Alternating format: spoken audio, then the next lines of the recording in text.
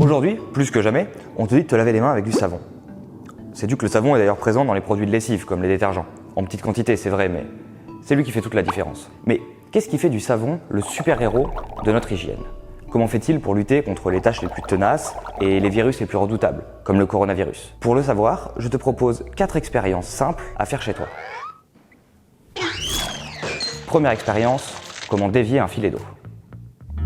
Pour cette expérience, tu as besoin d'une paille en plastique ou d'un tube en PVC, de papier essuie-tout ou d'un tissu en laine et d'un évier avec robinet. Moi, je vais utiliser le tube en PVC et le papier essuie-tout.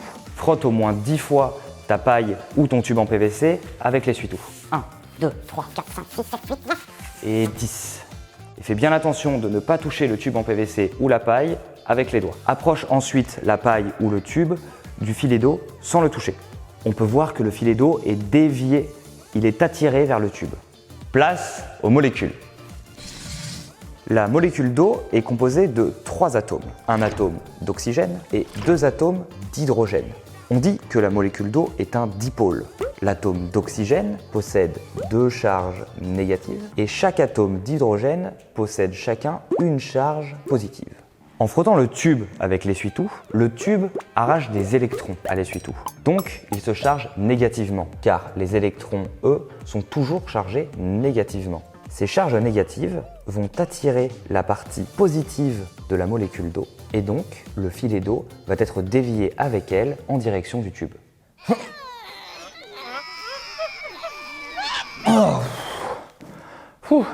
Expérience 2. Mélanger de l'huile avec de l'eau.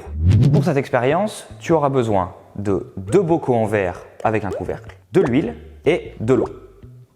Dans le premier bocal, verse 1/4 d'huile.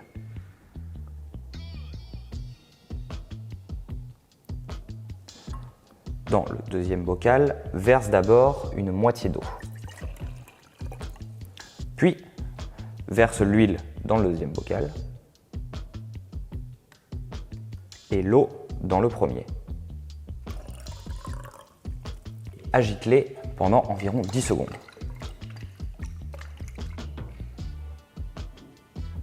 Dans les deux cas, des gouttes sphériques d'huile se forment puis se regroupent à la surface pour former une couche distincte. L'huile n'aime pas l'eau, on dit qu'elle est hydrophobe. Et l'eau n'aime pas l'huile, on dit qu'elle est lipophobe. Place aux molécules. Comme nous l'avons vu dans l'expérience précédente, la molécule d'eau est une molécule polaire. Elle porte 2 charges négatives sur son atome d'oxygène et une charge positive sur chaque atome d'hydrogène. L'eau est donc une molécule polaire, ce qui fait que toute seule, elle ne peut pas vaincre les taches ou les virus qui, eux, sont apolaires. Pour cela, elle a besoin d'aide. Expérience 3, rendre une goutte d'eau plus mouillante. Pour cette expérience, tu auras besoin d'un gobelet d'eau, d'un gobelet avec du savon liquide, d'un cure-dent ou d'un pic à brochette, d'une pipette ou d'une paille et d'un vêtement en laine. Ici, nous allons utiliser un béret. À l'aide de la pipette, dépose une goutte d'eau sur une partie sèche du vêtement de laine. Si tu n'as pas de pipette, tu peux utiliser une paille avec laquelle tu peux récupérer de l'eau pour pouvoir déposer ta goutte. La goutte reste en forme complètement sphérique sur la laine. À l'aide du cure-dent, viens récupérer un tout petit peu de savon et viens déposer une goutte sur la goutte d'eau. On voit donc que la goutte d'eau pénètre dans la laine. Et maintenant, place aux molécules. Le savon, ajouté à l'eau, permet à celle-ci de rentrer plus facilement dans les fibres en s'étalant. Mais comment ça marche? La molécule de savon est composée de 2 choses. Tout d'abord, une tête, que l'on appelle hydrophile, qui est donc chargée négativement et qui aime l'eau. Et une queue, dite hydrophobe, qui n'aime pas l'eau et donc qui n'a pas de charge, elle est apolaire.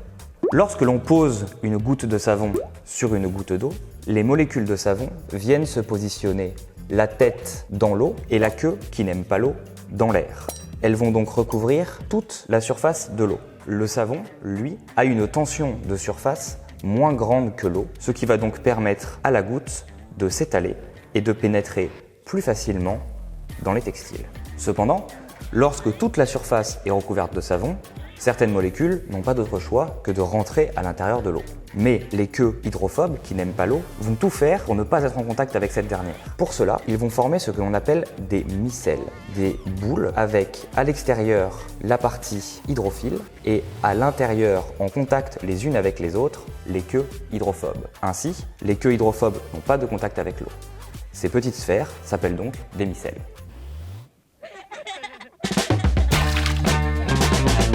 Expérience 4, mélanger de l'huile avec de l'eau, vraiment. Pour cette expérience, nous aurons besoin des 2 bocaux que nous avons fait dans l'expérience 2 et de savon liquide. Nous allons prendre l'un des bocaux dans lequel nous allons ajouter un petit peu de savon.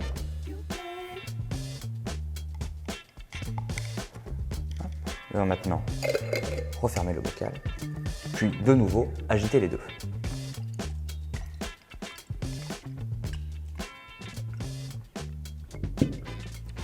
Dans le bocal sans savon, on observe la même chose qu'à l'expérience 2, c'est-à-dire des gouttes sphériques d'huile qui remontent et s'agglutinent à la surface pour créer 2 couches distinctes. Cependant, dans le bocal avec le savon, on peut se rendre compte que l'huile et l'eau sont maintenant mélangées, on ne peut plus distinguer de séparation nette entre les deux. Comment cela fonctionne? Place aux molécules. Nous avons donc vu que lorsqu'il n'y a plus de place à la surface, les molécules de savon vont créer ce qu'on appelle des micelles pour ne plus être en contact avec l'eau. Ici, cependant, nous avons rajouté des gouttes de graisse à l'intérieur de l'eau. Les molécules de savon vont donc venir se fixer sur les molécules de graisse pour que leur queue hydrophobe ne soit plus en contact avec l'eau. Elles vont reformer une micelle, mais avec en son centre une goutte de graisse. Lorsque l'on va rincer l'eau savonneuse, les têtes hydrophiles attirées par l'eau vont partir avec l'eau de rinçage, entraînant avec elle la goutte de graisse. Et c'est ainsi que le savon lave. Nous avons donc vu comment le savon permet de neutraliser les graisses. Mais comment neutralise-t-il un virus? Pour cela, il faut nous intéresser à la structure moléculaire du virus. Un virus a une enveloppe. Et cette enveloppe est composée de molécules très semblables à celles du savon. Elles ont elles aussi une tête hydrophile et une queue hydrophobe. Elles sont positionnées de telle manière à ce que les têtes hydrophiles soient toujours vers l'extérieur et les queues hydrophobes, elles, sont agencées à l'intérieur pour rendre cette enveloppe solide. Lorsqu'une molécule de savon s'approche d'un virus, elle va venir s'introduire à l'intérieur de cette enveloppe pour éviter d'être en contact avec l'eau. En faisant cela, elle va désordonner la structure et donc éclater l'enveloppe du virus. Lorsqu'un virus n'a plus son enveloppe, il n'est plus infectieux. Et chaque partie du virus éclatée va ensuite se faire entourer de molécules de savon qui lui permettront de s'évacuer lorsque l'on se rince les mains. Qu'avons-nous donc vu aujourd'hui grâce à ces 4 expériences? Tout d'abord que la molécule d'eau est dite polaire, elle est chargée électriquement. Nous avons ensuite vu que le savon, posé à la surface d'une goutte d'eau, lui permet de pénétrer plus facilement dans les textiles. Il augmente le pouvoir mouillant de l'eau en diminuant sa tension de surface. Nous avons ensuite vu que les graisses et l'eau ne se mélangent pas, car l'une est polaire, l'eau, et l'autre est apolaire, les graisses. Et enfin, nous avons vu que le savon joue un double jeu et va permettre aux graisses et à l'eau de se mélanger et donc de laver. Nous avons aussi vu que l'enveloppe d'un virus, tel le coronavirus, est très similaire aux molécules de savon et que le savon va s'intégrer dans cette enveloppe pour la détruire et donc rendre le virus inefficace. Cependant, les virus sont très petits et si tu veux que les molécules de savon aient le temps de tous les trouver et de tous les détruire, il faut te laver les mains pendant au moins 30 secondes. C'est tout pour aujourd'hui, donc n'oubliez pas de bien vous laver les mains plusieurs fois par jour et surtout de bien laver votre masque.